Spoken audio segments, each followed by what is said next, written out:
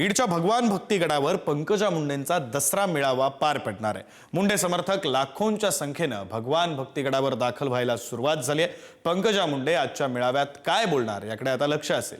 मेळाव्याला पंकजा मुंडेंचे बंधू धनंजय मुंडे सुद्धा उपस्थित राहणार आहेत। तर बीडच्या नारायणगडावर मनोज जरांगे सुद्धा मेळावा घेणार आहे। जीआर अंमलबजावणी आणि इतर मागण्यांवर जरांगे भाष्य करतील, त्यामुळे जरांगेंच्या आजच्या भूमिकेकडे सुद्धा संपूर्ण राज्याचं लक्ष असेल।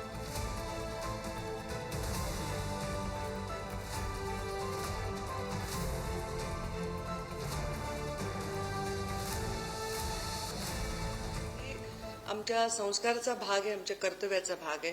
तसंच ही भगवान भक्तीगडावरची परंपरा सुद्धा आमच्यासाठी एक संस्कार आहे, एक परंपरा आहे।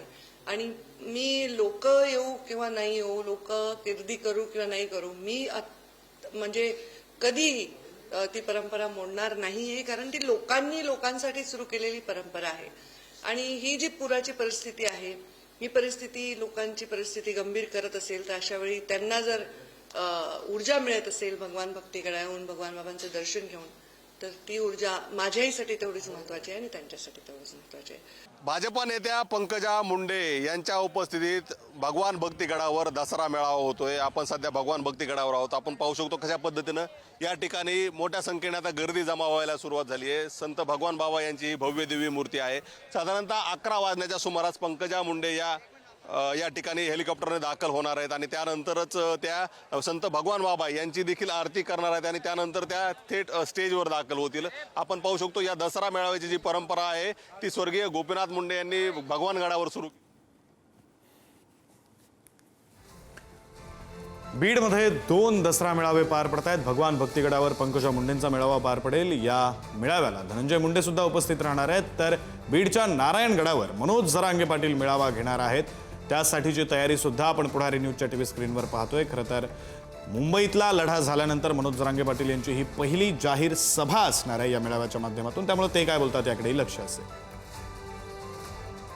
जिल्ह्यात गेल्या 15 दिवसात अतिवृष्टी झाली आणि या अतिवृष्टीमुळे हजारो लोकांच्या घरात पाणी शिरलं, मोठं नुकसान झालं, शेतकऱ्यांचं देखील मोठं नुकसान झालं। या पार्श्वभूमीवर भगवान भक्तीगडावर दसरा मेळावा होतोय आणि या दसरा मेळाव्याच्या माध्यमातून पूरग्रस्तांना मदत करण्याचं आवाहन पंकजा मुंडे यांनी केलं होतं। आपण पाहू शकतो कशा पद्धतीनं पंकजा मुंडे यांनी जे आवाहन केलं होतं त्यामध्ये चना डाळ असेल, गूळ असेल आणि गव्हाचं पीठ हे घेऊन येण्याचं आवाहन या ठिकाणी येणाऱ्या सर्वांना केलं होतं। जे बहुजन समाज या ठिकाणी येतो त्या सर्वांना आवाहन केलं होतं आणि या माध्यमातून आता पूरग्रस्तांना मदत केली जाणार आहे। आता ही सुरुवात आहे। अशा पद्धतीनं वेगवेगळ्या ठिकाणी हे जे आणलेलं साहित्य आहे ते एकत्रित केलं जात आहे आणि ते एकत्रित करून आता पूरग्रस्तांना देखील ही मदत केली जाणार आहे। एक प्रकारचा सामाजिक उपक्रम या दसरा मेळाव्याच्या माध्यमातून राबवला जाणार आहे। आपल्यासोबत या ठिकाणचे स्वयंसेवक आहेत। काय सांगाल की या ठिकाणी मोठ्या संख्येने चना डाळ असेल, पीठ असेल हे घेऊन लोक येत आहेत, किती ठिकाणी याचं एकत्रित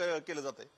आज दसऱ्याच्या निमित्त पंकज यांनी आवाहन केलं होतं की बीडमध्ये अतिवृष्टी झालेली आहे, गोरगरीब लोकांचं घरी खूप नुकसान झालेलं आहे, त्यांना छोटीशी मदत म्हणून डाळ, चना, गूळ, गव्हाचं पीठ हे आताची सुरुवात झाली आहे छोटीशी मदतीची।